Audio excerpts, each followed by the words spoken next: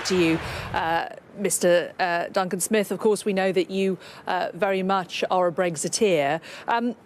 The possibility of a general election, the possibility of a second referendum, the possibility of us crashing out at the end of March, the possibility of a softer Brexit. Hasn't your plan rather backfired? Not really, no. I think what happened last night was a general rejection of the arrangement that the Prime Minister has come up with.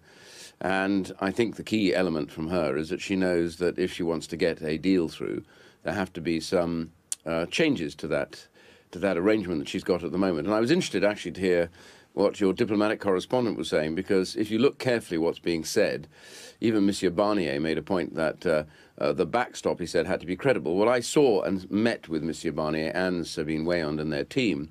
We gave them what essentially they asked for, which was a protocol which would have replaced the existing backstop and become the backstop, and they're still sitting on that.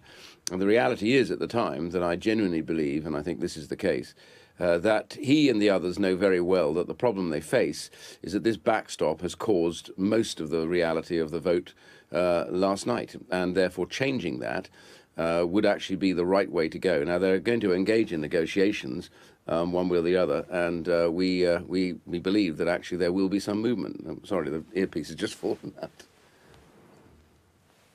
I don't know if you're able to hear me then. Yeah, I can I'll now. let you pop that back in, otherwise you won't be able to hear my questions.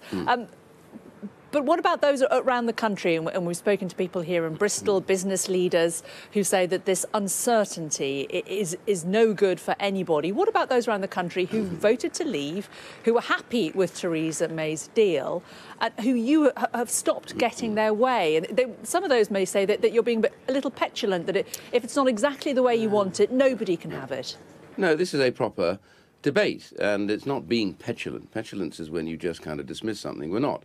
What we've already said, and I've said time and again, I said a year ago that if you agree to the backstop and to the 39 billion payment without any attachment to a final arrangement, then you will not get a reasonable deal.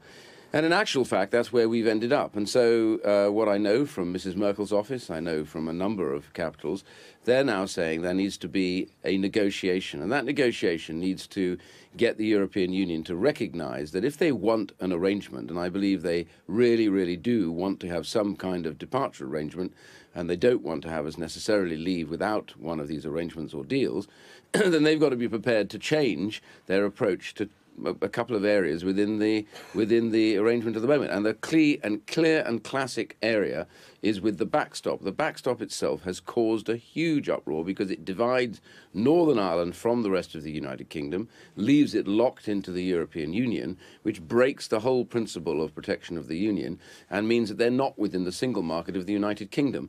And that is a big, big problem. And there's also the issue of the money. But my point is that Monsieur Barnier, when I saw him about 5 or 6 weeks ago, maybe a bit longer, was very clear that they were looking for an alternative to the way that it's structured at the moment. And I think, therefore, there is a way. Now what we have to do is get them to put that into the agreement, make sure the backstop is fundamentally changed without those provisions that you can't leave it.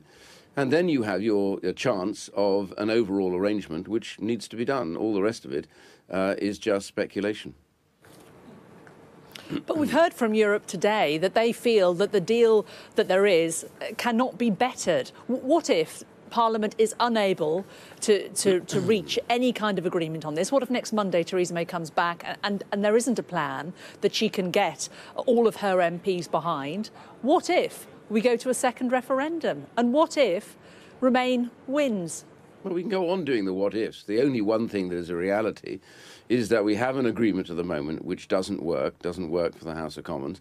The European Union, they say it can't be bettered, but that's a judgment call, really, at the end of a negotiation. So what I do know is that they're saying there needs to be a negotiation. Sorry to interrupt, but they think that the negotiations have ended. They think that they've got there. No, they got there. Theresa May thought she'd got there. No, they don't. What you heard quite clearly from Germany today, from Mrs. Merkel's office for the first time, and also that's been going on inside the Commission, I know, behind closed doors, that they recognise there will need now to be a negotiation about what is on the table.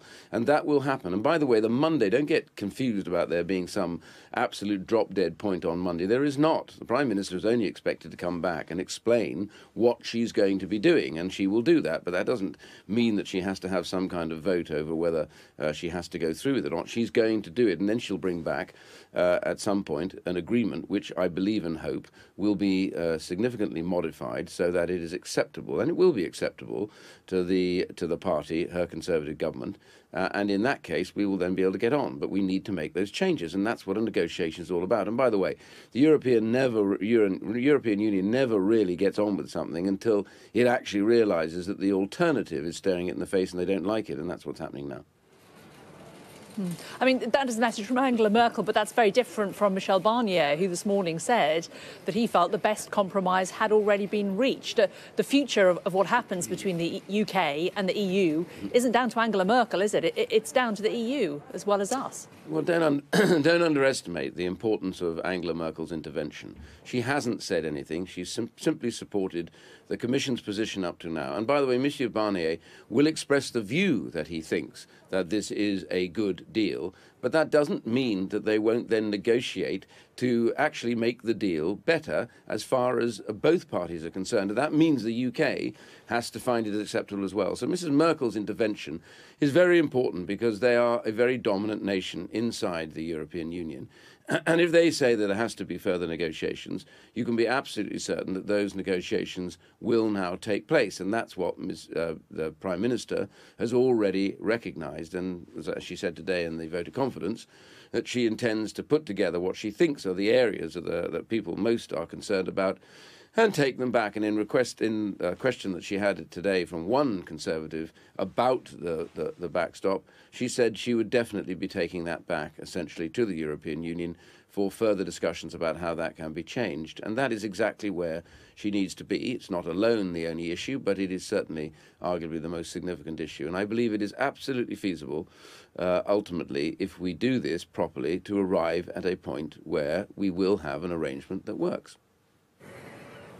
As a former Tory leader, do you think the damage that's been done to the Conservative Party over this is worth it? Well, I don't think there has been damage done to the Conservative Party. Certainly the polls don't tell us that. They say that the Conservative Party is still at least 6 points ahead of the Labour Party. The Prime Minister is unable to unite half of the party. The Prime Minister is unable to get half of the party to vote for her. That clearly shows there's something wrong with the party, doesn't it? Well, with respect to the media, they take this out of context. We are engaged in singly the most complex... This is the biggest defeat in Parliament for the Prime Minister in modern history. We're not taking anything out of context. Well, you are, because the context of this is that we are engaged right now in one of the biggest changes that we are likely to see in our lifetimes. It was always going to be an issue, that was going to be complex and difficult in a parliament that is not in favour of leave. And this is the point. The majority of the people elected have been elected to seats that voted leave, but the majority of the MPs are actually opposed to leave and wish to remain. That is where the problem has arisen in Parliament, where many of them have been playing a lot of games to try and make sure they bog this down. It was always going to be like that, but the reality here is that we have a negotiation yet to complete with the European Union. The Prime Minister has to recognise that this agreement she had with various issues around it is not the right agreement. But that can be changed, and my point, therefore, is these things always start out like this, and you end up at a point where, frankly, you reach an agreement, and that is what we're going to seek, but we have to get changes made.